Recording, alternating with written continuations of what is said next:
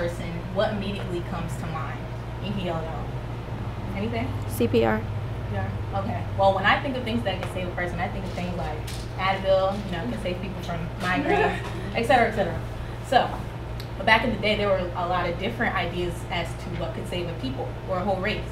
So, education is the passport to the future, for tomorrow belongs to those who prepare for it today. Malcolm X. Did you know that less than half of black men graduate from high school? And that's exactly 47%. And out of this number, they represent only 4% of college students. And did you also know that over 80% of black children cannot read or do math at grade level in grades 4th, 8th, and 12th grade? So, and that's if they haven't dropped out already. So what is the solution? The Negro race, like all races, will be saved by its exceptional men. The problem of education must therefore, first of all, deal with the talented 10th, W.E.B. Du Bois. Today I will let you know what is the talented 10th, who's the 10%, and how this concept has fared in today's society. So, the talented 10th is an educational concept that was an important part of African American history and is very relevant to today's society. And it's also a part of the basis that shaped the kind of institution that Howard University became. And W.E.B. Du Bois, who formed the concept, many of his disciples considered themselves members of the talented 10th, and they were faculty members at Howard University.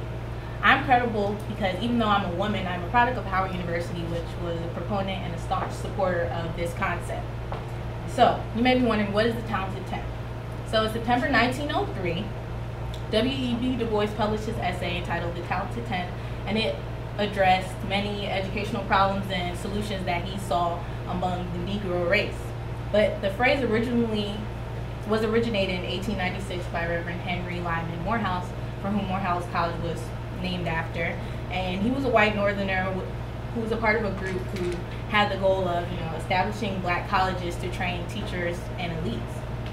So Du Bois used the phrase to describe the probability of 1 in 10 black men to go on and become leaders of their race in the world today. And he believed that they would do this through higher education, writing books, and being proponents of social change. And he also believed that to reach their highest potential, blacks needed classical education. This theory directly opposed what Du Bois and a lot of other black intellectuals feared as an overemphasis on industrial training and teaching that was really promoted by the Atlanta Compromise and Booker T. Washington. They believed that this would permanently confine blacks to second-class citizenship. Du Bois said that the problem was developing the best of this race, that they may guide the mass away from the contamination and death of the worst. And that might sound a little harsh, but basically what he meant was that this 10th man, this 10%, would go on to inspire and influence others that the other 9 couldn't, and they would be able to level the playing field. So today, this still stands as an interesting educational concept and an idea to consider, even though many people may not know about it or apply it to their daily lives.